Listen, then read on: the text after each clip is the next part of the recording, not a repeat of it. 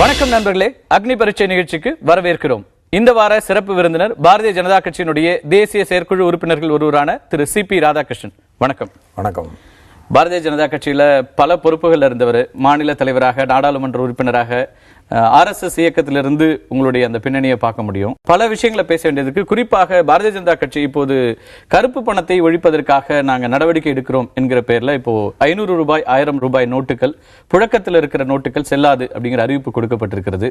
இதை எப்படி பார்க்கறது? பல இடங்கள்ல சாமானியர்கள் பாதிக்கப்பட்டு இருக்கிறாங்க. இதை எப்படி அட்ரஸ் பண்ண போறீங்க? உண்மையில் கருப்பு பணத்தை ஒழிக்க வேண்டும் என்கின்ற நல்லுணர்வோடு எடுக்கப்பட்டிருக்கின்ற மகத்தான நடவடிக்கை இது.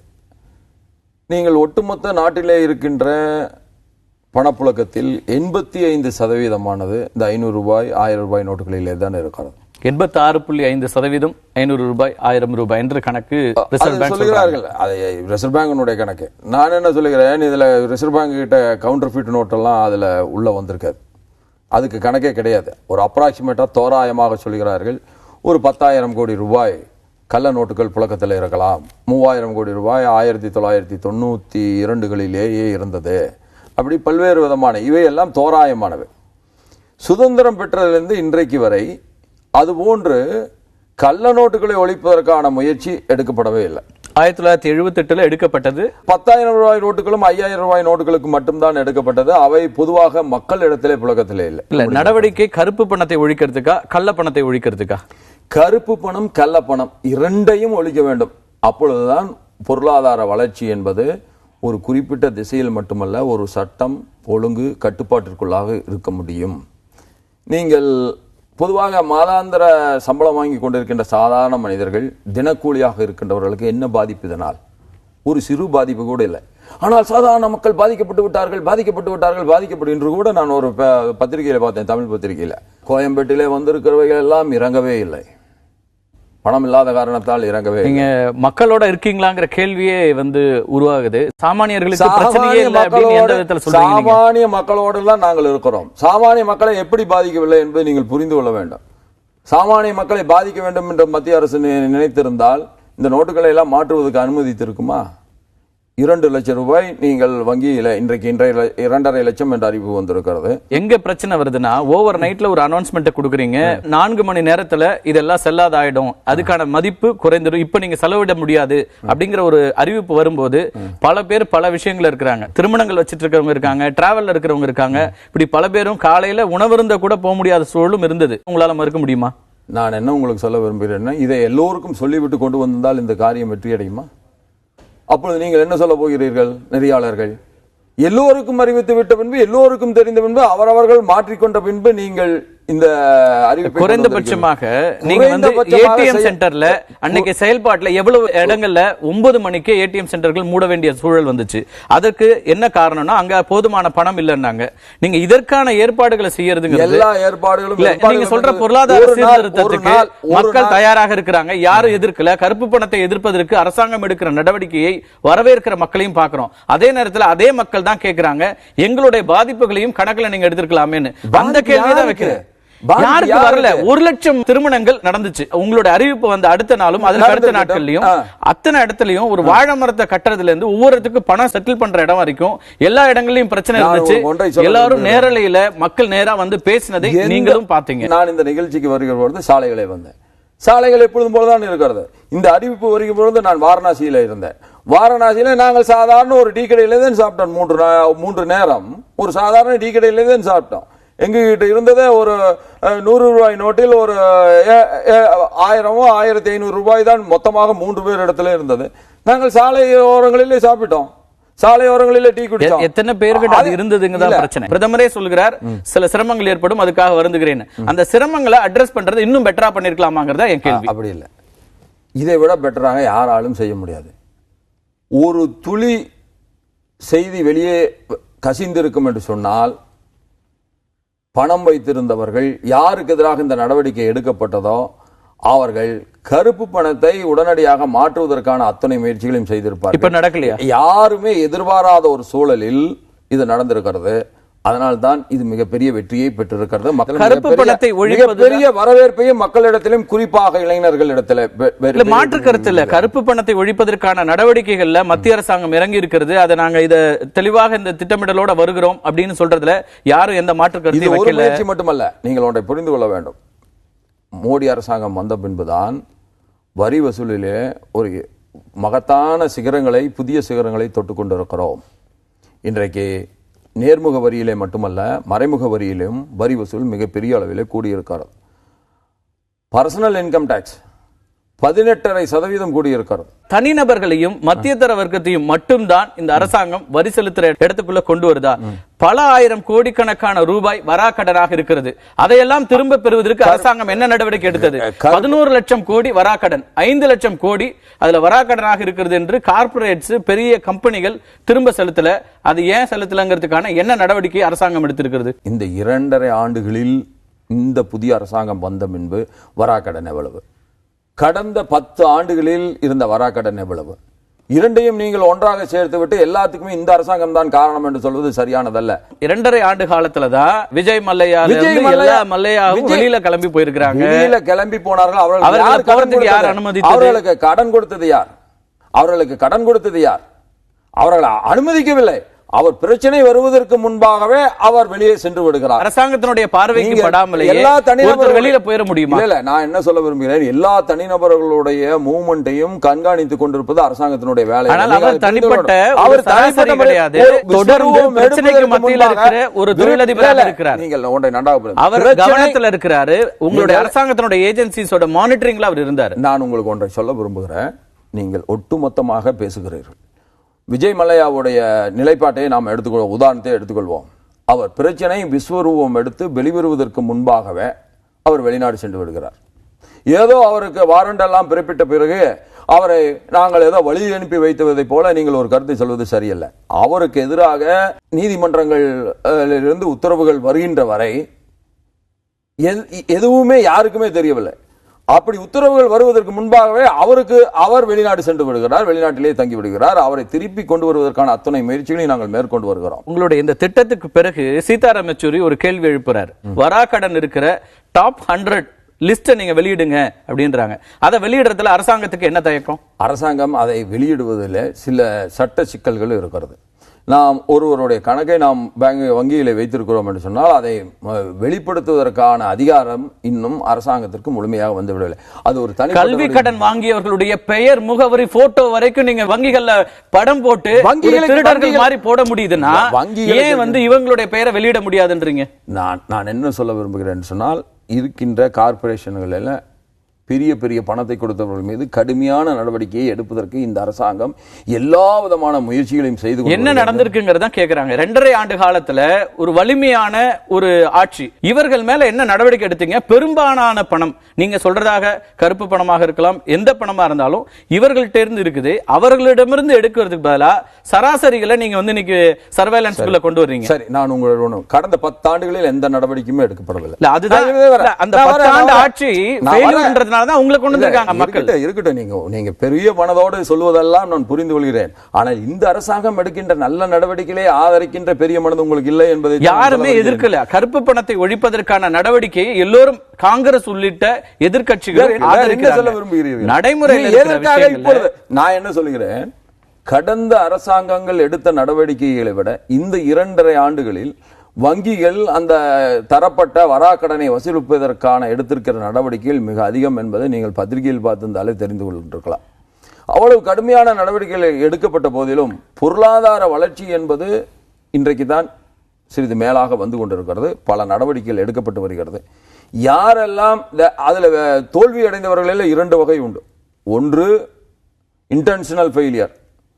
அது மல்லையாவை போன்றவர்கள், விஜய் மல்லையாவை போன்றவர்கள் வேண்டும் என்ற ஒரு கணக்கு வழக்கு இல்லாமல் கடனை வாங்கிவிட்டு அதை பலதரப்பட்ட தொழில்களிலும் சரி, செலவு நிலங்களிலும் சரி தாறுமாறாக மாற்றி செலவழித்து விட்டு அவர்கள் இன்றைக்கு ஒரு ஃபெயிலியர் ஆகியிருக்கிறார்கள். அது இன்டென்ஷனல் ஃபெயிலியர். சிலவது பொருளாதார சூழலின் காரணமாக, இருந்த ரிசெஷனின் காரணமாக உலக பொருளாதாரமே சில சரிவுகளை சந்தித்திருக்கிறது. அந்த சரிவுகளிலே வீழ்ந்தவர்கள் அதிகம். அதையும் நாம் கணக்கில் எடுத்துக்கொள்ள வேண்டும். அப்பொழுதுதான் ஒரு முறையான கடன் வசூல் முறைகளை நாம் உருவாக்க முடியும். இன்னைக்கு 1 கிராம் தங்க நகை வாங்கணும்னாலும் கூட உங்களுடைய பேன் நம்பரை கொடுக்கணும் அப்படிங்கிற இந்த அறிவிப்பு, இதை எப்படி பாக்குறது? 1 கிராம் அல்ல, 2 லட்சம் ரூபாய் வரை நீங்க, அது முன்னாடி இருந்துச்சு, இப்ப அதை மாத்தி இருக்கீங்க. இந்த 2 நாட்கள்ல நீங்க 500 ரூபாய் 1000 ரூபாய் நோட்டுகளை செல்லாத நோட்டுகளாக அறிவித்த பிறகு, புதிய நோட்டுகளை கொண்டு வரோம் சொன்ன பிறகு, அடுத்த கட்ட நடவடிக்கையாக வர்றதுல முக்கியமான அறிவிப்பாக இந்த தங்க நகை சம்பந்தப்பட்டது. பேப்பர்ல பாத்தீங்களா இல்லையா? நகை கடைகள் இரவு முழுவதும் நகைகளை விட்டுக்கொண்டே இருந்தார்கள். 10 மணிக்கு அனௌன்ஸ் ஆகியது, 12 மணிக்கு முதல் செல்லாது என்று சொல்கிறார்கள். கடைகள் 10 மணிக்கு போட வேண்டிய கடைகள் 12 மணி வரை தொடர்ந்து வியாபாரம் நடக்கிறது. உடனே அரசாங்கம் அதற்கு ஒரு நடவடிக்கை அடுத்ததை சொல்கிறது. 1 கிராமாக இருந்தாலும் கூட. அது ஏன் சொல்கிறோம்? ஒன்றை சொல்லுகிற பொழுது உடனே மாற்று அந்த ஒரு ஓட்டையை ஏற்படுத்தி அந்த மாற்று வழியாக ஓடிவிடலாம் என்று முயற்சிக்கிற பொழுது தவறு செய்கின்றவர்களுக்கு அது ஒரு வாய்ப்பாக அமைந்து விடக்கூடாது என்பதற்காக இந்த அறிவிப்பு. அப்படி என்று சொன்னால் இனி 1 கிராம் வாங்குவதாக இருந்தாலும் நீங்கள் பேன் கார்டை காட்டினால்தான் முடியும் என்று அடுத்த 10 ஆண்டுகளுக்கு இந்த அறிவிப்பு இருக்கும் என்று சொல்லவில்லை. இன்றைக்கு 10,000 ரூபாய் தான் ஒரு நாளைக்கு எடுக்கலாம் என்கின்ற அறிவிப்பு இன்றைக்கு வந்திருக்கிறது. ஆனால் அந்த அறிவிப்பு என்ன சொல்லுகிறது? வாரத்திற்கு 2 முறை தான் நீங்கள் எடுக்கலாம் என்று. அப்படி எந்த அறிவிப்பு தங்க நகைக்கு கொடுக்கல. இல்ல, நான் சொல்றது நீங்க அது எதிர்பார்க்கவில்லை அரசாங்கம். இப்படி நடக்கும் என்று எதிர்பார்க்கவில்லை. அப்படி நடக்கிறது என்று தெரிந்த உடனே அடுத்த அறிவிப்பு வருகிறது. உங்க ஆர்குமெண்ட் லாஜிக்கலா இருக்கான்னு தான் நான் கேக்குறேன். என்னோட கேள்வி என்னன்னா, நீங்க ஏற்கனவே நகைகள் வாங்குறதுக்கு 2 லட்சம் ரூபாய்க்கு மேல வாங்கினா பேன் நம்பர் கொடுக்கணும். இது ஏற்கனவே எக்ஸிஸ்டிங்கா இருக்கிற ஆக்ட். இன்னைக்கு நீங்க சொன்னவங்க நள்ளிரவுக்கு மேல போய் நகை கடைகள்ல குவிந்தவர்கள் எல்லாம் அந்த 2 லட்சம் 3 லட்சம் 10 லட்சம் வாங்கினவங்க, அவங்க எப்படி இருந்தாலும் அவங்களுடைய கணக்கு வரப்போது பேன் நம்பர் கொடுத்து தான் வாங்க போறாங்க. நீங்க சொல்ற எவ்வளவு நகை வாங்கினாலும் பேன் நம்பர் நான் உங்க பாயிண்ட்க்கு வரேன். இதற்கு முன்பாகவே மொராஜிபாய் இது போன்ற ஒரு நடவடிக்கை எடுத்தார் என்று நீங்கள் சொன்னீர்கள். அப்பொழுது இதே தான் 10,000 5,000 2 நோட்டுகளை தான் அவர்கள் செல்லாது என்று அறிவித்தார்கள். சாமானியப்பட்ட மனிதர்கள் ஒரு நோட்டை மாற்றிக்கொள்ளலாம் என்று சொன்ன உடனே வங்கிகள் முன்பாக நீண்ட கியூ நின்றது. அவர்கள் அதுவரை அந்த 10,000 ரூபாயை பார்த்ததே இல்லை. அப்போ அடுத்த நடவடிக்கையை அன்றைய அரசாங்கம் எடுக்கவில்லை. இன்றைய அரசாங்கம் அடுத்த நடவடிக்கையை எடுத்திருக்கிறது. இதுதான் வித்தியாசம். எல்லாவற்றையும் ஒரு குறிப்பிட்ட ரூபாய் நோட்டு. நீங்க கோவை மாதிரியான ஒரு நகரத்துல இருந்து வர்றீங்க. அங்க வந்து எவ்வளவு தொழிலாளர்கள் நிறைந்த ஒரு ஊர் உங்களுக்கு தெரியும். இன்னைக்கு கூலி தொழிலாளர்கள் ஆரம்பிச்சு, விவசாய தொழிலாளர்கள் ஆரம்பிச்சு, மைக்ரண்ட் லேபரர்ஸ் வரைக்கும் இருக்கிற இடங்கள். இன்னைக்கு விவசாயிகள் ஒவ்வொரு அவங்களுடைய பிள்ளைகளுடைய திருமணத்துக்குன்னு வருஷத்துக்கு 1 பவுன் வாங்கினா பெரிய விஷயம். 1/2 பவுன் வாங்குறதுக்குன்னு சேமிப்பு திட்டங்கள்ல இருந்து வச்சு மாசம் 100 ரூபாய் கட்டி சேமிக்கிற ஆட்கள். தங்கத்தை இங்க வந்து ஒரு சேமிப்புக்கான ஒரு வகையா பாக்குற ஒரு ஊர் இது. இந்த இடத்துல நீங்க வந்து இந்த சேமிப்புகளுக்கு எல்லாம் நான் இன்னைக்கு பேன் நம்பர் கொடுக்கணும்னா எத்தனை பேர்ட்ட பேன் கார்டு இருக்கு? நீங்க இதை கேட்பதன் மூலமாக அவங்க எல்லாத்தையும் தான் இந்த எல்லைக்குள்ள கொண்டு வரீங்களே தவிர ஆயிரக்கணக்கான கோடி ரூபாய் வைத்திருவர்கள்ட்ட இருந்து அந்த பணத்தை பெறுவதற்கான என்ன முயற்சி நடைபெறுகிறது இப்ப அடிப்படையா இருக்கிற கேள்வி. 17 லட்சம் கோடி சர்க்குலேஷன்ல இருக்கவில்லை. 85% நோட்டுகள் செல்லாது என்று அறிவித்திருப்பது யார் இடத்துல இருந்து எடுக்கிறது? உங்ககிட்ட இருந்து எடுக்கிறக்கா? கோடான கோடியை அடுக்கி வைத்திருப்பவர்கள் எடுப்பதற்கு இன்றைக்கு 10,000 ரூபாய்க்கு மேல நீங்க எடுக்கக்கூடாது, வாரத்துல 2 முறை தான் எடுக்கணும் நாங்க கொண்டு வந்திருக்கோம்னு சொன்னா இதேதான் காலம் முழுவதும் இருக்க போகிறது. அதுக்கு கால அளவு சொல்லிட்டாங்க. இந்த நகைக்குமே அதுதான். இன்றைக்கு பின்னாடி மாற்றம் வரலாம்னு சொல்றீங்க. மாற்றம் கொண்டு வருவோம். எல்லாவற்றையும் பிரி செய்ய வேண்டாம். ஆனா எப்போது செய்ய வேண்டாம்? யாரெல்லாம் சட்டத்திற்கு புறம்பாக பணத்தை குவித்து வைத்திருக்கிறார்களோ அவர்களிடம் இருக்கின்ற பணத்தை எல்லாம் எடுத்த பின்பு, அவர்களுடைய கொட்டத்தை எல்லாம் அடக்கிய பின்பு இது செய்யப்பட வேண்டும். ஒரு 125 130 கோடி மக்கள் வாழ்கின்ற இந்த நாட்டில் ஒவ்வொரு வீட்டுக்குள்ளேயும் போய் கருப்பு பணத்தை எடுத்துக்கொண்டு வருவது என்பது நடைமுறையிலே சாத்தியமில்லை. அதனால்தான் 80% புழக்கத்தில் இருக்கின்ற நோட்டுகளை செல்லாது என்று அறிவித்திருக்கிறார். இது ஒரு மகத்தான நடவடிக்கை. நீங்க எந்த சந்து பொந்து வங்கு எங்கிருந்தாலும் கண்டெய்னரை பத்தி சொல்லிட்டு இருந்தார் கலைஞர் அவர்கள். அதே கலைஞர் இன்றைக்கு ஒரு வார்த்தை கூட பெரிதாக மனம் திறந்து பாராட்டவில்லையே. ஏன்? ஒரு கண்டெய்னர் அல்ல, 1000 கண்டெய்னர்களை ஒரு உத்தரவில் ஒழித்திருக்கிறார். அந்த இடத்துலதான் மாயாவதி சொல்றேன், உத்தரப்பிரதேச தேர்தலை ஒட்டி தான் இப்படியான நடவடிக்கைகள் எடுத்திருக்காரு. 2.5 வருஷமா எடுக்கல மோடி. இப்ப யூபி தேர்தல்ல இதன் மூலமாக ஒரு நான் கருப்பு பணத்தை ஒழிக்கிறேன் அப்படிங்கறதாக ஒரு தன்னுடைய இமேஜ இல்ல கட்சிக்கான ஒரு ஆதரவை பெருக்குவதற்கான இப்படி ஒரு நடவடிக்கை அப்படிங்கிற ஒரு மாயாவதியோட. மாயாவதி கட்சி நடத்துகிறாரா இல்ல மடம் நடத்துகிறாரா? அவங்களும் கட்சி தானே நடத்துகிறார்கள். எதை செய்தாலும் ஏதாவது ஒரு குறை சொல்ல வேண்டும். எந்த குறையுமே இல்லாத மனிதனை கூட குறை சொல்வதுதான் பல பேருக்கு வேலை. காமராஜர் கூட சுவிஸ் வங்கியில பணம் போட்டு வைத்திருந்தார் என்று சொல்லித்தான் திராவிட முன்னேற்ற கழகம் ஆட்சிக்கு வந்தது. ஆகவே குறை சொல்பவர்கள் ஒரு புறம் சொல்லிக் கொண்டிருந்தாலும் இன்றைக்கு இருக்கின்ற இளைஞர்கள் நல்லவர்கள் நடுநிலையாளர்கள் தெளிவாக இருக்கிறார்கள். கருப்பு பணத்தை ஒழிப்பதற்காக புதிய நோட்டுகளை நாங்கள் அறிமுகப்படுத்துறோம் அப்படின்னு சொல்லியிருக்காங்க. 2000 ரூபாய் புதிய நோட்டு வந்திருக்கிறது. 500 ரூபாய், 1000 ரூபாய் எல்லா டினாமினேஷன்ஸ்லயும் இப்ப வந்து புதிய ரூபாய் நோட்டுகளை கொண்டு வர்றீங்க. 2000 ரூபாய் நோட்ல பார்க்கும்போது பல சிறப்பு அம்சங்கள்லாம் இருக்கிறது. காந்தி வந்து வேறு விதமாக கொடுத்திருக்காரு, வாட்டர் மார்க்லங்க இதெல்லாம் இருக்கு. இன்னொரு பக்கம் தேவநாகரியில எண்களும் வருகிறது. என்ன தவறு? இதில் என்ன தவறு என்று தெரியவில்லை. ஆங்கிலத்தில் இருக்கலாம், உருதில இருக்கலாம். ஆனால் இந்த நாட்டினுடைய பாரம்பரிய மொழியான சமஸ்கிருதத்தில் மட்டும் இருக்கக்கூடாது என்று நீங்கள் சொல்வது எந்த வகையில சரி என்று எனக்கு படம். ஜனநாயக நாடு, ஜனநாயக நாடுதான். இந்தியாவில் ஏற்றுக்கொள்ளப்பட்ட 22 மொழிகள் இருக்கின்றன. 22 மொழிகள்ல அதையெல்லாம் விட்டு தமிழ் உட்பட நீங்க வந்து இந்தியால அங்கீகரிக்கப்பட்ட மொழி நீங்க நிச்சயமா ஏற்பீங்கன்னு நினைக்கிறேன். அதிலெல்லாம் இல்லாத சிறப்பம்சமாக தேவநாகரி எண்ணை குறிப்பிட வேண்டிய அவசியம் என்ன வந்திருக்கு? தேவநாகரியை ஏன் குறிப்பிடக்கூடாது என்று நீங்கள் சொல்லுங்கள். ஏன் சொல்லக்கூடாது?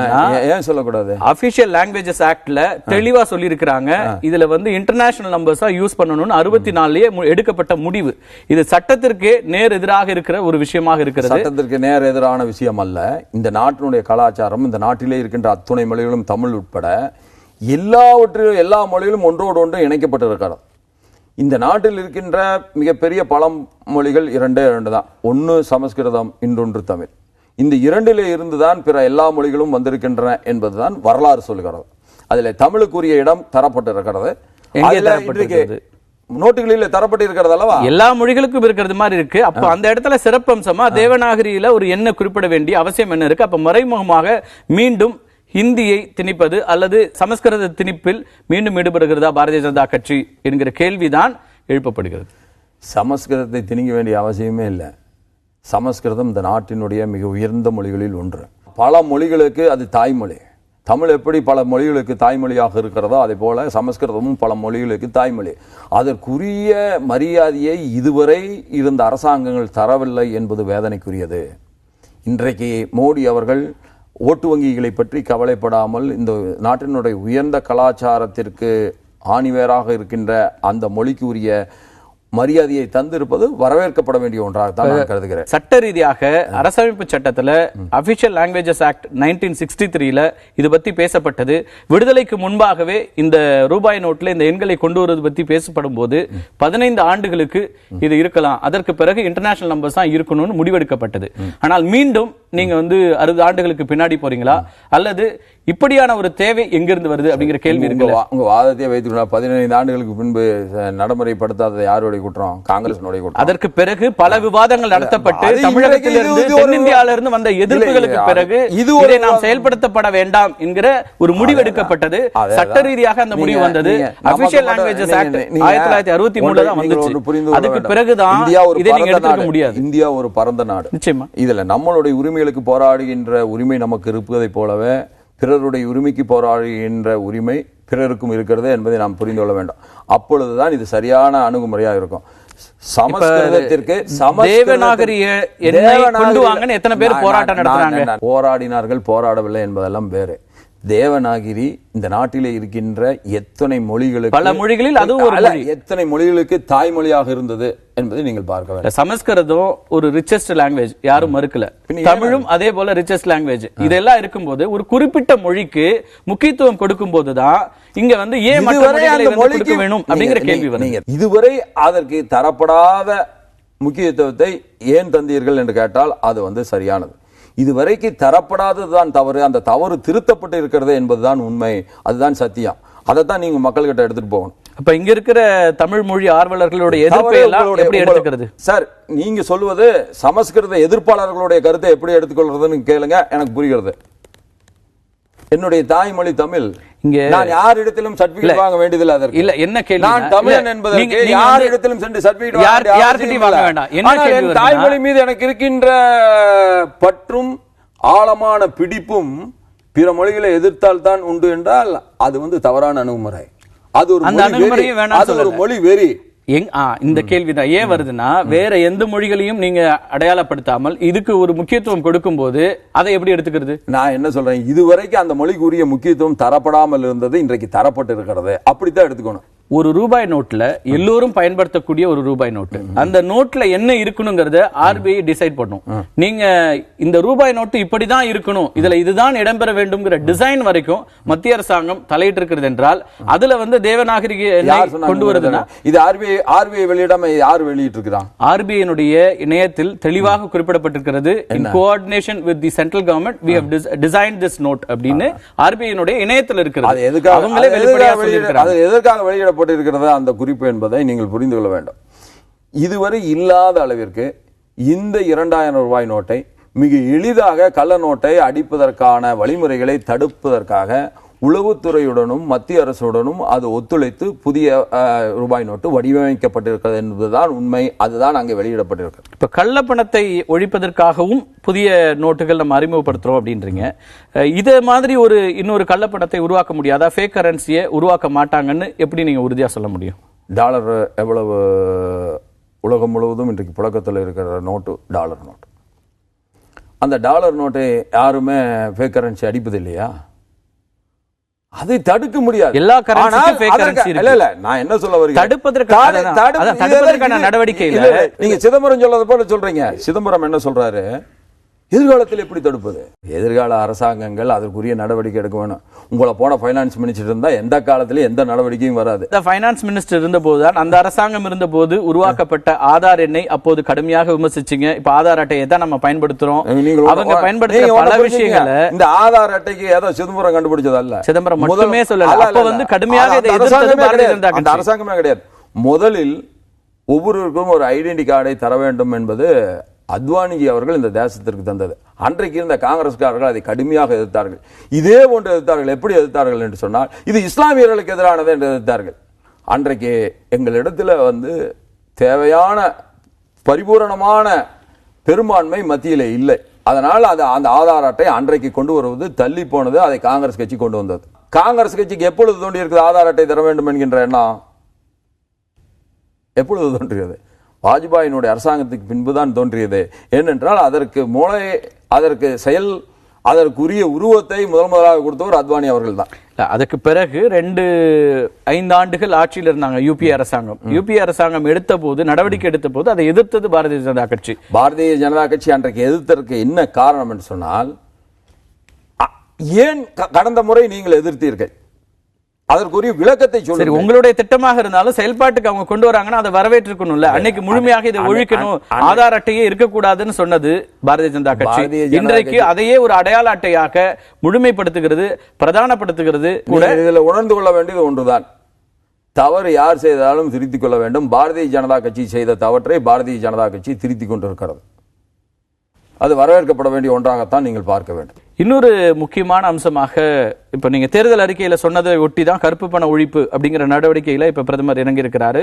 பெரும்பாலான சாமானியர்கள் மத்தியிலிருந்து அதுக்கு வரவேற்பும் வந்திருக்கிறது. இன்னொரு அறிவிப்பையும் கொடுத்திருந்தார், ஒரு உறுதிமொழி கொடுத்திருந்தார். ஒவ்வொரு தனிநபரினுடைய பாக்கெட்லயும் 15 லட்சம் ரூபாய் கருப்பு பணத்திலிருந்து ஒப்படைக்கப்படும் அப்படின்னு இருந்தாரு. அதுக்கான முயற்சிகள் ஏதாவது இருக்குதா? எப்போ அந்த பணம் கிடைக்கும்? அவர் கால வரையிட்டு இவ்வளவு, நான் ஆட்சிக்கு வந்தால் 15 தினங்களில் உங்களுக்கு கொண்டு வந்து கணக்கிலே போட்டு விடுவேன் என்று அவர் சொல்லவில்லை. ஆட்சிக்கு வந்த உடனேயே முதலாக அவர் எடுத்த நடவடிக்கை என்ன என்று சொன்னால், வெளிநாடுகளிலே குவிக்கப்பட்டிருக்கின்ற பணத்தை கொண்டு வருவதற்கான ஒரு டீமை உருவாக்கினார். அதில் இன்டெலிஜென்ஸ் இருந்தது, அதில் உளவுத்துறை இருந்தது, அதில் இன்கம் டேக்ஸ் இருந்தது, அதில் சிபிஐ சார்ந்தவர்கள் இருந்தார்கள், அதில் ஜுடிஷியரியை சார்ந்தவர்கள் இருந்தார்கள். இப்படி ஒரு காம்ப்ரிஹென்சிவ் டீம் இதுவரை இந்தியாவில் உருவாக்கப்படவே இல்லை. அதை உருவாக்கியவர் மோடி அவர்கள். இதற்கும் நீங்க முடிச்சு போடக்கூடாது. இதுபோல ஒரு கடுமையான நடவடிக்கையை நியாய உணர்வோடு, நாட்டு மக்களினுடைய நன்மையிலே அக்கறை கொண்டு, குறிப்பாக ஏழை எளிய மக்களினுடைய வாங்கும் திறன், மாத சம்பளங்களிலே இருக்கின்ற மனிதர்களுடைய வாங்கும் திறன், கருப்பு பண முதலீடுகளோடு போட்டி போடுகின்ற ஒரு அவலத்தை மாற்றி இருக்கிறார். கருப்பு பண மீட்பு நல்ல விஷயம், அதுக்கான பல முயற்சிகள் எடுக்கப்படுகிறது. அரசியல் கட்சிகள்கிட்ட இருக்கிற அந்த கருப்பு பணத்தை மீட்பதற்கு இந்த அரசாங்கம் என்ன நடவடிக்கை எடுக்க போகுது? நீங்கள் சொன்ன ஒரு கருத்து மிக அற்புதமான கருத்து. கட்சிகள் கூட, அது எந்த கட்சியாக இருந்தாலும் சரி, முறையாக ஆடிட் பண்ணப்பட வேண்டும். அவருடைய கணக்குகள் முறையாக வரையறுக்கப்பட வேண்டும். யார் இடத்துல எவ்வளவு டொனேஷன் வாங்கினார்கள் என்பதை வெளிப்படையாக கொண்டு வரப்பட வேண்டும். குறிப்பிட்ட தொகைக்கு மேலாக ரொக்கமாக வசூலிப்பது தடுக்கப்பட வேண்டும். அப்பொழுதுதான் அவை கணக்குகள் எல்லாம் முறையாக தணிக்கை செய்யப்படுவதற்கான வாய்ப்பு இருக்கிறது. இது போன்ற சீர்திருத்தங்கள் இந்த நாட்டிலே வந்தாக வேண்டும், வரும் என்று நான் நம்புகிறேன். ரூபாய் நோட்டுகள் மாற்றத்தை பத்தி பேசும்போது விடுதலை சிறுத்தைகள் தலைவர் திருமாவளவன் ஒரு பொருளாதார நெருக்கடி நிலையை அறிவித்திருக்கிறது. அடுத்ததாக இது அரசியல் நெருக்கடி நிலையாக மாறும் வாய்ப்பு இருக்கிறது அப்படிங்கிற ஒரு குற்றச்சாட்டை முன்வைக்கிறார். யாருக்கு பொருளாதார நெருக்கடின்னு சொல்லி அவரு கருப்பு பணத்தை கோடி கோடியாய் குவித்து வைத்திருப்பவர்களுக்கு பொருளாதார நெருக்கடி வந்திருக்கிறது அப்படின்னு அவர் சொல்லியிருந்தாருன்னா கரெக்டு. சாதாரண ஆதி திராவிடர்களுக்கு பொருளாதார நெருக்கடியை இந்த அரசாங்கம் தரவில்லை. இவர் யாரை மையப்படுத்தி தன்னுடைய கருத்துக்களை வைக்க விரும்புகிறார்? சாதாரணமாக தெருக்களிலே வாழ்ந்து கொண்டிருக்கின்ற சிறு சிறு குடிசைகளிலே வாழ்ந்து கொண்டிருக்கிற ஆதி திராவிடர்களுக்காக பரிந்து பேசுகிறாரா, இல்லை அவர்களுடைய ஆதரவை பெற்றுவிட்டு பெரிய முதலாளிகளின் சார்பாக அவர் பேசுகிறாரா என்பதுதான் இன்றைக்கு மக்கள் முன் இருக்கின்ற கேள்வி. இல்ல, அவருடைய கருத்து எங்கிருந்து வருதுன்னா, நள்ளிரவுக்கு மேல் இது செல்லாதுன்னும் போது பாதிக்கப்படுறதுல தினக்கூலிகளும் அல்லது வாரக்கூலிகளும் பெரிய அளவில் இருக்கிறாங்க.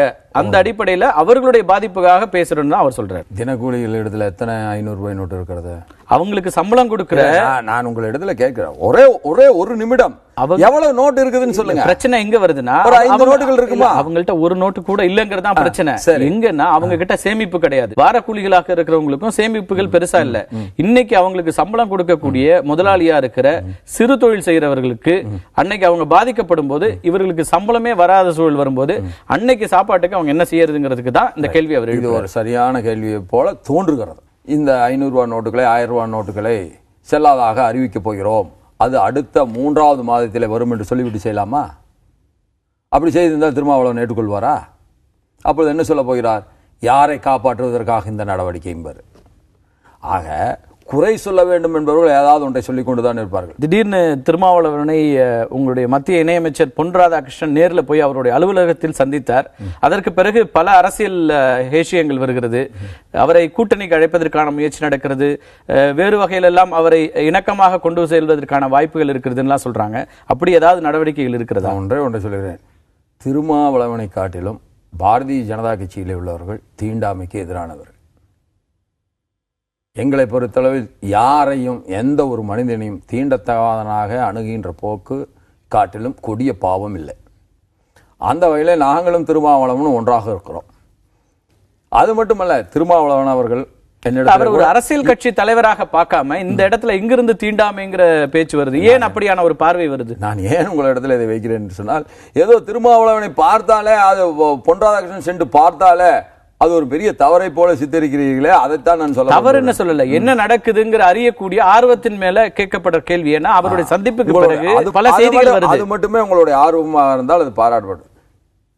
நான் பொன் ராதாகிருஷ்ணன் அவர்களை சந்தித்தேன். சிபிஆர் நிறைய முறை திருமாவளவனை பல இடங்களிலே சந்தித்திருக்கிறார். அவருடைய அலுவலகத்திலே கூட சந்தித்திருக்கிறார். நாங்கள் தொடர்ந்து சந்தித்துக் கொண்டுதான் இருக்கிற நல்ல நண்பர்கள். அவருடைய சித்தாந்தம் வேறு, என்னுடைய சித்தாந்தம் வேறு. ஆனால் 2 சித்தாந்தங்களை வேறுபட்ட நிலையில் இருந்தவர் கூட எங்களுக்குள்ளே இருக்கின்ற நல்ல நட்பு ஒருபோதும் பாதிக்கப்படவே இல்லை. ஆனால் நாங்கள் எப்போதுமே பிரிந்திருந்த போதும் கூட எங்களிடத்துல அந்த பிரிவுக்கு அப்பாற்பட்டு, அரசியல் பிரிவிற்கு அப்பாற்பட்டு தனிப்பட்ட முறையில் நல்ல நட்பு இருந்திருக்கிறது. அந்த முறையில் நட்பின் அடிப்படையில் பொன் ராதாகிருஷ்ணன் அவர்கள் சந்தித்திருக்கிறார். பாராட்டப்பட வேண்டிய ஒன்று. சரி, அந்த பாராட்டப்படக்கூடிய நட்பு, நல்ல நண்பர் பொது சிவில் சட்டத்தை கடுமையாக எதிர்க்கிறார். அந்த நல்ல நண்பருடைய அந்த எதிர்ப்பை பாரதிய ஜனதா கட்சி தலைவர்கள் புரிந்து கொள்கிறார்களா? பொது சிவில் சட்டத்திற்கு எதிரான ஒரு மாநாட்டையும் திருமாவளவன் வருகின்ற 14ஆம் தேதி கூட்டுகிறார். பொது சிவில் சட்டம் என்பதும் இங்கே சர்ச்சைக்குரிய ஒரு பிரச்சனையாக இருக்கிறது. திருமாவளவன் உள்ளிட்ட பல தலைவர்கள் தமிழ்நாட்டிலிருந்து திமுக உள்ளிட்ட எல்லா கட்சிகளும் கடுமையாக எதிர்க்கிறார்கள். இந்த பொது சிவில் சட்டம் என்பது ஒரு எதிர்ப்புக்குரிய ஒரு காரணியாக இருக்கிறது. அப்படியான ஒரு முடிவை அரசாங்கம் ஏன் இருக்கட்டும். பொது சிவில் சட்டம்னா முதல்ல என்னன்னு புரிஞ்சுக்கணும். பல பேர் நினைப்பதை போல அல்லது பல பேர் ஒரு கருத்தை உருவாக்க முயல்கின்றார்களே, அதை போல அல்ல. பொது சிவில் சட்டம் என்பது இந்து சிவில் சட்டம் அல்ல. எல்லா மதத்திற்கும் பொதுவான ஒரு சிவில் சட்டம் வேண்டும் என்பதுதான் நடுநிலையாளர்களுடைய, நல்லவர்களுடைய, நல்ல சிந்தனையுடையவர்களுடைய, உயர்ந்த சிந்தனைக்கு சொந்தக்காரர்களாக இருக்கின்ற, மனித நேயத்தின்பால் மிகப்பெரிய பற்று கொண்டிருக்கின்ற, காலத்தை கடந்து மனித சமுதாயம் நல்லதின்பால் நிற்க வேண்டும் என்கின்ற எண்ணமுடையவர்களுடைய கருத்தாக இருக்கிறது. இது ஏதோ பிஜேபிக்கு சொந்தம்னு நினைக்காதீங்க. நான் என்ன கேட்கிறேன், பெண் விடுதலையை, பெண் உரிமையை பற்றி பேசுகின்ற பெரியாரினுடைய வழித்தோன்றர்கள் இவர்கள் ஏன் பொது சிவில் சட்டத்துக்கு எதிராக இருக்கிறார்கள்? பெண் உரிமைக்காக தான் பொது சிவில் சட்டத்தை கொண்டு வருகிறதா பாரதிய ஜனதா கட்சி? பெண் உரிமைக்காக மட்டும்தான் பொது சிவில் சட்டத்தை கொண்டு வருவதற்கு நாங்கள் முயற்சிக்கிறோம். அது மட்டுமல்ல, நீங்கள் ஒன்றை புரிந்து கொள்ள வேண்டும். கிறிஸ்தவர்களுக்கென்று ஒரு தனி சட்டம் இருக்கிறது விவாகரத்தில். அதில் ஒரு அற்புதமான அம்சம் ஒன்று இருக்கிறது. புதிதாக மனம் புரிந்தவர்கள் விவாகரத்து வேண்டும் என்று சொன்னால் 2 ஆண்டுகள் காத்திருக்க வேண்டும். அதுதான் ஒரு நல்ல அம்சம். அந்த அம்சம் இந்துக்களுக்கும் பொருந்த வேண்டும் என்று நினைக்கின்றவன் நான். நீங்க ஒரு பக்கம் பெண் உரிமையை பத்தி பேசுறீங்க. ஒரு பெண்ணினுடைய உரிமை இல்ல, பெண் உரிமை பேசுற ஒரு கட்சி, பேசுகிற தலைவர்கள் அந்த பெண் ஒரு திருமண ஒப்பந்தத்தில் இருந்தாலும் கூட பிடிக்காத ஒரு இடத்துல கஷ்டப்பட்டுக்கிட்டே ஆயுசு முழுக்க இருக்கணும்லாம் இல்ல. அவங்களுக்கு எந்த இடத்துலயுமே சொல்லவே இல்லை. 2 ஆண்டுகள் என்ன சொல்ல வரீங்க? 2 ஆண்டுகள் பெண் உரிமை பேசும்போது அவர்களுக்கு உரிமை அந்த திருமணத்துல தொடர்ந்து இருக்கணுமா வேணாமா? ஆணுக்கு தானே இருக்குது. 2 ஆண்டுகள் காத்திருக்க வேண்டும் என்றால் பெண் மட்டும் தான் காத்திருக்க வேண்டும் என்று சொன்னால் நீங்க சொல்றது கரெக்ட். அப்படி சொல்லவில்லையா கிறிஸ்துவ சட்டத்தில் என்ன சொல்லி இருக்கிறது? இருவரும் 2 ஆண்டுகள் காத்திருக்க வேண்டும். அரசமைப்பு சட்டத்துல இப்போ இஸ்லாமியர்களுக்கு தனிச்சட்டம் இருக்கிறது, கிறிஸ்தவர்களுக்கு தனிச்சட்டம் இருக்கிறது, இந்து திருமண சட்டம் இருக்கிறது. இதை எல்லாத்தையும் ஒண்ணாக்குறதுக்கு என்ன தேவை இப்ப வந்திருக்கிறது? அந்தந்த தனிச்சட்டங்கள் அரசமைப்பு சட்டத்துல அவங்களுக்கு கொடுத்த அங்கீகாரம் ஒரே ஒரு தேவைதான். காலத்திற்கேற்ற நல்ல மாற்றத்தை நாம் கொண்டு வந்தாக வேண்டும் என்கின்ற நல்ல சிந்தனை தான் இதற்கு அடிப்படையான கரு. பெண்ணுரிமைக்காகவும் காலத்துக்கேற்ற மாற்றத்திற்காகவும் பொது சிவில் சட்டத்தை கொண்டு வரும் அப்படின்னு பாரதிய ஜனதா கட்சி சொல்கிறது. அப்படி என்றால் சபரிமலையில பெண்களை அனுமதிப்பதற்கு பாரதிய ஜனதா கட்சி ஆதரிக்கிறதா? பாரதிய ஜனதா கட்சி இன்றைய நிலையில் ஆதரிக்கவில்லை. அதை எல்லாரும் தெளிவாக காலத்துக்கேற்ற மாற்றம் அதுல பொருந்தாதா? ஒன்றே ஒன்று நீங்கள் ஒன்றை புரிந்து கொள்ள வேண்டும். காலத்துக்கான மாற்றத்தை பாரதிய ஜனதா கட்சி அனுமதித்தே வந்திருக்கிறது. அனுமதிக்காமல் ஒருபோதும் பாரதிய ஜனதா கட்சியால் இருக்க இயலாது. இன்றைக்கு ஏன் சபரிமலைக்கு மட்டும் வேண்டாம் என்று சொல்கிறார்கள்? மற்ற எல்லா கோயிலும் இதுக்கு முன்னாடி பெண்கள் போகக்கூடாதுன்னு பல கோயில்கள் இருந்தது. அந்த கோயில்கள் எல்லாம் எடுக்கப்பட்டு விட்டது. சபரிமலையில மட்டும் அது இருக்காது. எல்லா இடங்கள்லயும் சட்டத்தின் மூலமாகத்தான். மகாராஷ்டிரால சனி டெம்பிள்ல பெண்கள் கருவறைக்கு போகணும்னா அதுவும் நீதிமன்றத்தின் மூலமாகத்தான் பெறப்படுகிறதே தவிர வேற எந்த மாற்றத்திலையும் வரல. சபரிமலைக்கும் பெண்ணுரிமை பொருந்தாதா? பெண்களே அங்கு போகக்கூடாது என்கிற நிலை இல்லை. பெண்கள் பூ பெய்வதற்கு முன்பாக செல்லலாம். பெண்கள் பூ 50 வயதுக்கு பிறகு போகலாம். அது முடிந்த பிறகு, அந்த நிலை முடிந்த பிறகு செல்லலாம் என்று இருக்கிறது. இதில் மாற்றத்தை கொண்டு வர வேண்டும் என்கின்ற வாதம் தொடர்ந்து நடைபெற்றுக் கொண்டு வருகிறது. ஏதாவது ஒரு கட்டத்தில் எல்லோரும் அதை ஏற்றுக்கொள்வார்கள் என்றுதான் நாங்களே எதிர்பார்க்கிறோம். அது நிச்சயமாக நடக்கப் போகிறது. அது பெண் உரிமையை அப்படியே தடுத்து விடுவதாக நீங்கள் கருதக்கூடாது. ஆனால் பொது சிவில் சட்டம் இதுல இருக்கிறது. அதே போல மாற்றம் ஏதோ ஒரு காலத்துல பேசி அவர்களுக்குள்ளாக புரிதல் வந்து எல்லோரும் அவரவர்கள் மாறணும். அந்த சமூகம் பேசட்டும், அந்த சமூகத்தில் இருக்க தலைவர்கள் பேசட்டும். அவங்க அதுக்கான காலத்துக்கு ஏற்ற மாற்றம் தேவைன்னா அதுக்குள்ள வரட்டும். அதை சட்டத்தின் மூலமாக பொது சிவில் சட்டம் மூலமாக கொண்டு வரது இருக்குது இல்ல. பொது சிவில் சட்டத்துல ஒரு அங்கம் தான் பலதாரமணமோ அல்லது ட்ரிபிள் தலாக்கோ. ஆனால் அதை மட்டுமே முன்னிறுத்தி ஒட்டுமொத்த ஒரு பொது சிவில் சட்டத்தின் மூலமாக சிறுபான்மையினருடைய நலன் என்பது தவறா சரியா? நிச்சயமாக தவறு மட்டுமல்ல, கொடிய பாவம், கொடூரமானது. அதை தடுக்கிறதுக்கு சட்டம் கொண்டு வந்த போது பாரதிய ஜனதா கட்சி எதிர்த்துதான் ஆதரித்தோம் அல்லவா? ஏன் இந்து பெண்களுக்கு சம உரிமை சொத்தில் தந்தது யார்? கலைஞர் தான் தந்தாரு. பாரதிய ஜனதா கட்சி ஏற்றுக்கொண்டு இருக்கிறதா இல்லையா? அதுபோலதான் பொது சிவில் சட்டத்தை நாங்கள் சொல்லுகிறோம் தவிர வேற ஒன்றுமில்லை. திருமாவளவன் உள்ளிட்ட தலைவர்கள் என்ன சொல்றாங்க, திரு கருணாநிதி உள்ளிட்ட தலைவர்கள் என்ன சொல்றாங்கன்னா, நீங்க இந்து மதத்துல இன்னமும் மனு தர்மம் பின்பற்றப்படுகிறது. நீங்க சொன்ன மாதிரி சட்ட ரீதியாக கொடுமையானது தண்டிக்கக்கூடியதுனாலும் இன்னைக்கும் வந்து தீண்டாமைங்கிறது இருந்துட்டு இருக்கு பல ஊர்கள்ல, பல கிராமங்கள்ல. இதையெல்லாம் எதிர்த்து அட்ரஸ் பண்ணுங்க முதல்ல, அதுக்கப்புறம் நீங்க பொது சிவில் சட்டத்துக்கு வாங்க. அப்படிங்கறத எப்படி பாக்குறீங்க? உங்களுக்கு நான் ஒண்ணு சொல்றேன். இத்தனை நியாயம் பேசுகின்ற இந்த தலைவர்கள் எல்லாம் செய்யாததை நாங்கள் தான் செஞ்சோம். தமிழ்நாட்டில் ஒரு ரத யாத்திரையை நான் மேற்கொண்டேன்.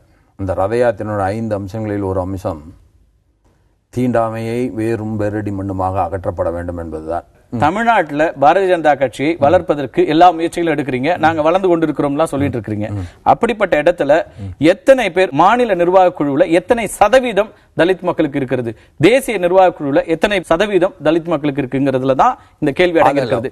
யாரோ ஒருத்தரை நாங்க முன்னிறுத்தணும், யாரோ ஒருத்தரை கொண்டு வந்திருக்கிறோம் அப்படின்றது மூலமாக இது எல்லா கட்சிகளுக்கும் ஒன்று சொல்றேன். ஒரு சாதாரண கிளை கூட தேர்ந்தெடுக்கப்பட்ட கிளையாக மாற வேண்டும் என்று சொன்னால் அதில் 2 பேர், குறைந்தபட்சம் 2 பேர் தலித் சமுதாயத்தை சார்ந்தவர்கள் இருக்க வேண்டும்.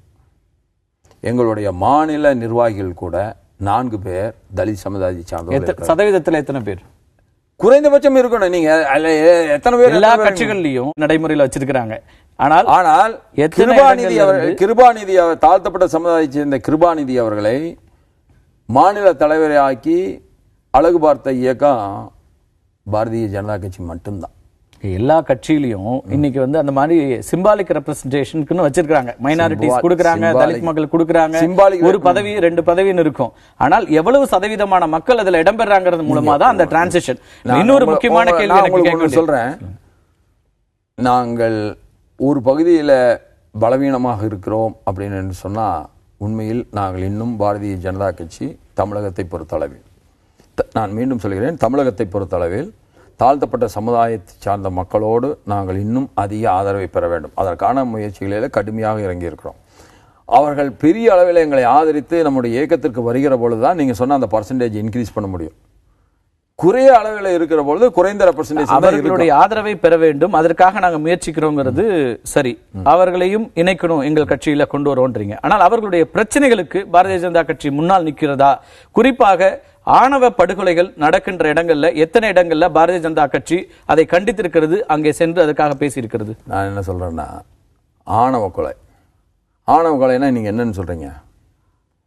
ஒரு சமுதாயத்தை சார்ந்தவர் இன்னொரு சமுதாயத்தில் திருமணம் செய்து கொண்டார் என்பதற்காக செய்யப்படுகின்ற கொலை, அதுதான் ஆணவ கொலை. ஆனால் பல கொலைகள் திருமணத்திற்கு குடும்பங்களுக்கு இடையிலே இருக்கின்ற பிரிவின் காரணமாக ஏற்பட்ட கொலைகள் கூட ஆணவ கொலைகளாக சித்தரிக்கப்படுகின்றன. இங்க நடந்த 100க்கும் மேற்பட்ட ஆணவ கொலைகளில் கடந்த 5 ஆண்டுகள்ல கடந்த முறை பல இடங்கள்ல உயர் சமூகமாக இருக்கின்ற பெண்ணோடு தாழ்த்தப்பட்ட இளைஞர்கள் திருமணம் நடந்த இடங்கள்ல பல கொலைகள் நடைபெற்றிருக்கிறது. குறிப்பாக கொங்கு மண்டலத்துல, நீங்க இருக்கிற கொங்கு மண்டலத்திலேயே பல கொலைகள் நடந்திருக்கிறது. ஒரு கொலை தான் நடந்தது. கொங்கு மண்டலத்தில் நடந்த ஒரே கொலை உடுமலைப்பேட்டையில். உடுமலைப்பேட்டை மட்டும் உடுமலைப்பேட்டையில் நடந்த கொலை, சேலத்தில் நடந்தது, தர்மபுரியில நடந்தது, எல்லாமே இந்த ஆணவ படுகொலைகள் வழக்குல தான். தர்மபுரியில எல்லாம் பாரதிய ஜனதா கட்சியுடைய நிலைப்பாடு என்னவாக இருந்தது? தர்மபுரியில நடந்த கொலையில் நிச்சயமாக பாரதிய ஜனதா கட்சி உரிய நடவடிக்கையை எடுக்க வேண்டும் என்பதில் மாற்று கருத்தை சொல்லவே இல்லை. நாங்கள் அந்த கிராமத்திற்கே சென்றிருந்தோம். பாதிக்கப்பட்ட இந்த கிராமத்திற்கு எங்களுடைய மாநில தலைவர்கள் சென்றிருந்தார்கள். அவர்கள் சுற்றுப்பயணம் செய்தார்கள்.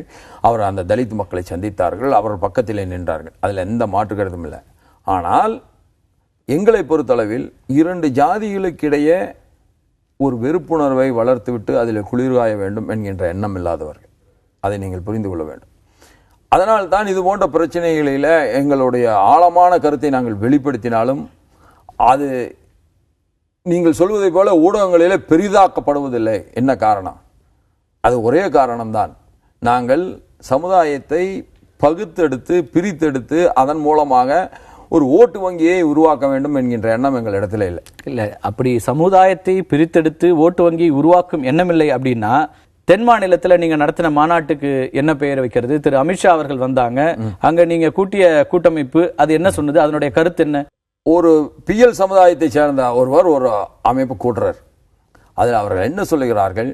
எங்களை நீங்கள் பிற்படுத்தோர் பட்டியலில் சேர்க்க வேண்டும், தாழ்த்தப்பட்டோர் பட்டியலிலிருந்து பிற்படுத்தோர் பட்டியலிலே சேர்க்க வேண்டும் என்பது அவர்களுடைய கோரிக்கை.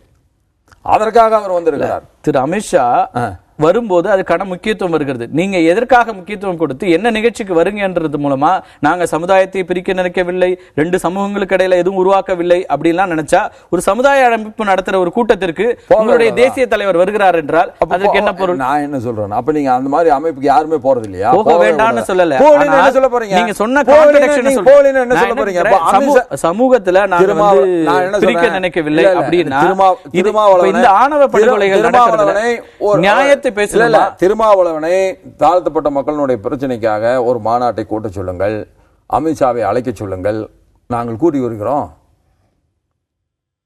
எங்களை அழைத்தவர் அந்த தலைவர், அதனால் அமித்ஷா அவர்கள் அங்கே சென்றார்கள். இன்னொரு முக்கியமான பிரச்சனை பாரதிய ஜனதா கட்சியினுடைய தலைவர்கள்ட்ட எப்போதும் எழுப்பப்படுகின்ற பிரச்சனை, ஏற்றத்தாழ்வில்லாத சமூகம் உருவாக்க முயற்சிக்கிறோம், நாங்க இதையெல்லாம் அரசியலாக்குவதில்லை, இதெல்லாம் சொல்றீங்க. தமிழ்நாட்டிலிருந்து அனைத்து சமுதாயத்தினரும் அர்ச்சகராகலாம் அப்படிங்கிறதுக்கான ஒரு பெரிய முயற்சி எடுக்கப்பட்டது. அதுக்காக 200க்கும் மேற்பட்டவர்கள் ஆகம விதிகளின்படி பயிற்சி எடுத்தவர்கள். உச்சநீதிமன்றத்தினுடைய அறிவுறுத்தல் வந்த பிறகும் அவங்களுக்கு வேலை கிடைக்கல. அதுக்கு ஏதாவது முயற்சி எடுக்குமா பாரதிய ஜனதா கட்சி? இது ஒரு எப்படி என்றா காலம் காலமாக ஒன்று இருந்து வருகிறது. அதில் மாற்றத்தை கொண்டு வர வேண்டும். அதுவும் நீங்கள் சொல்வது போல எல்லா வகுப்பை சார்ந்தவர்களும் அர்ச்சகர்களாக மாற வேண்டும் என்கின்ற எண்ணம். இதுக்கெல்லாம் யார் பயிற்சி தந்தார்கள்? நீங்க இந்த பயிற்சி சொல்றீங்களே, அந்த பயிற்சியை தந்தவர்கள் யார்? ஆகம விதியை கற்றவர்கள் தான் பயிற்சி கொடுத்திருக்காங்க. ஆகம விதியை கற்றவர்கள் யார்? ஆகம விதி யாருக்கு தெரியும்? உங்களுக்கு தெரியுமா? எனக்கு தெரியுமா? ஆகம விதி உங்களுக்கும் தெரியாது, எனக்கும் தெரியாது. ஆகம விதி யாருக்கும் குறிப்பிட்ட ஒரு சமூகத்துக்கு சொந்தம் இல்லை, அது உங்களுக்கு தெரியும். நீங்க அதெல்லாம் நீங்க சொல்றதெல்லாம் ஒரு குறிப்பிட்ட சமுதாயத்துக்கு சேர்ந்ததல்ல என்பதில் எனக்கு மாற்று கருத்து கிடையாது, அந்த சமுதாயத்துக்கு கூட மாற்று கருத்து கிடையாது. ஆனால் ஆகம விதியை தெரிந்தவர்கள் யார் அப்படிங்கறதான் கேள்வி. அதை யாரு? எனக்கு தெரியாது, உங்களுக்கும் தெரியாது, திருமாவளவனுக்கும் தெரியாது. அதுக்கு என்ன காரணம்? நாம அதை படிக்கல. அதை தெரிந்தவர்கள் அதை கற்றுத்தருகிறார்கள். அதற்குரிய காலமும் சட்ட மாற்றமும் கொண்டு வர வேண்டாம். உச்சநீதிமன்றம் கொடுத்திருக்கிறது தீர்ப்பு. உச்சநீதிமன்றம் இதையெல்லாம் ஆராயாம தீர்ப்பு கொடுக்கல. அவர்களுடைய படிப்பு, அவர்கள் ஆகம விதிப்படி அதை முறையாக பயின்று தீட்சை பெற்று அதற்கு பிறகு தயாரா இருக்கிறாங்க. உச்சநீதிமன்றம் இதையெல்லாம் பரிசீலனை எடுத்துதான் அவர்களுக்கான ஒரு அரசாணை வெளியிட, நீங்க போய் இதுக்கான முயற்சி எடுங்கன்னு சொல்றாங்க. அப்ப நீதிமன்றம் இதெல்லாம் பரிசீலிக்கலையா? நீதிமன்றம் தவறாக இருக்கிறதா? அது இல்ல, நீதிமன்றத்தையே விடுங்க. ஆகம விதிகளை முறையாக கற்றவர்கள் அர்ச்சகர்கள் ஆக வேண்டுமா வேண்டாமா என்பதுதான் கேள்வி. நீதிமன்றம் என்ன சொல்லுது, சட்டம் என்ன சொல்லுது, பிஜேபி என்ன சொல்லுதுங்கிறதெல்லாம் எல்லா நேரங்களிலும் நீங்க பொது சிவில் சட்டமே நீங்க சட்டம் வேணும் தானே கொண்டு வரீங்க. அப்ப இதுலயும் சட்டம் பொருந்தும் இல்ல. சொல்றதுக்கு விட மாட்டேங்கிறீங்களே. நியாயமாக அது ஏற்றுக்கொள்ளப்பட வேண்டுமா வேண்டாமாங்கிறது உங்க கேள்வியா இருந்தா ஏற்றுக்கொள்ளத்தான் பட வேண்டும் என்பதுதான் என்னுடைய பதில். அதுல மாற்று கருத்து இல்லை. அதற்கான முயற்சியை பாரதிய ஜனதா கட்சி நிச்சயமாக எடுக்கும். நாளைக்கு அது நடந்து விட்டால் அதுக்கு பிஜேபி மட்டும்தான் காரணம் என்று சொல்வதற்கு இந்த தலைவர்கள் எல்லாம் தயாரா? இல்லையே, உங்க ஒரு கட்சியாக உங்களுடைய கடமை, ஆட்சி பொறுப்பில் இருக்கவங்களுடைய கடமை அது. நீங்க எங்கள் கடமையை சுட்டிக்காட்டுறது எனக்கு மிகுந்த மகிழ்ச்சி. ஆனால் அந்த கடமையை நாங்கள் சரிவர செய்கிற பொழுது பாராட்ட வேண்டுமா வேண்டாமா? பாராட்டுகிற காலம் வரும். பாராட்டு எங்கிருந்து வரும்னா மக்களுடைய வாக்குகளாக வரும். மக்களுடைய வாக்குகள் அப்படியெல்லாம் சாதாரணமா வந்து விடாது. எடையூரப்பா முதல் முறையாக நம்ம மேட்டூர் அணைக்கு வந்த தண்ணி எல்லாம் எடையூரப்பா காலத்துக்கு முன்னாடி எப்படி வந்ததுன்னா திறந்திடப்பட்டு வரவில்லை. அதெல்லாம் அந்த அணை நிரம்பி விட்டால் அதற்கு பிறகு வழிந்தோடி வருகின்ற நீராகத்தான் வந்தது. எடையூரப்பாவினுடைய காலத்திலே மட்டும்தான் திறந்திடப்பட்ட நீர் இங்கே வந்தது. அதற்கு முன்பாக ஒரே ஒரு முறை சந்திரசேகர் அவர்கள் வேண்டுகோளின்படி ஹெக்டே அவர்கள் ஒரு முறை திறந்து விட்டார்கள். இந்த 2 முறை தான் அப்படி நடந்திருக்கு. ஆனால் எடையூரப்பா அவர்கள் திறந்து விட்ட போது அங்கே விவசாயிகள் போராட்டம் நடத்தினார்கள். அப்படி நடந்த போராட்டத்தில் துப்பாக்கி சூடு ஒன்று நடந்தது. அதில் கர்நாடகத்தினுடைய விவசாயி கூட ஒருவர் கொல்லப்பட்டார். நான் எதுக்கு சொல்ல வரேன்னா, இதெல்லாம் இப்படி ஒட்டுமொத்த தேசத்தினுடைய நலனில் அக்கறை கொண்டு செயல்படுகின்ற பாரதிய ஜனதா கட்சியை வேண்டுமென்றே பலரும் திரித்து கூறுகிறார்கள். அதனால் பல குழப்பங்களுக்கு மக்கள் ஆளாகிறார்கள். ஆனா அதனால நாங்க தண்ணி திறந்து விட்டதுனால என்ன கேட்கறேன், தண்ணி திறந்து பல தெளிவுகள் அவங்க தண்ணி திறந்து விட்டதுனால உடனே இங்க ஓட்டு வந்துருமானா? அப்படி இல்ல. ஒட்டுமொத்த தேசத்துக்குமாக உழைக்கிற பாரதிய ஜனதா கட்சி காவிரி நீர் பிரச்சனை உள்ளிட்ட நீர் பங்கீடு பிரச்சனை வரும்போது மாநிலத்தோடு சுருங்கி விடுவது ஏன்? மாநிலத்தோடு சுருங்கவே இல்லை. நீங்கள் ஒன்றை தான், எங்கேயாவது காவிரி நதிநீர் மேலாண்மை வாரியம் அமைக்கப்படாது அப்படின்னு மத்திய அரசு சொல்லி இருந்தால் உச்சநீதிமன்றத்தில் மத்திய அரசாங்கத்தினுடைய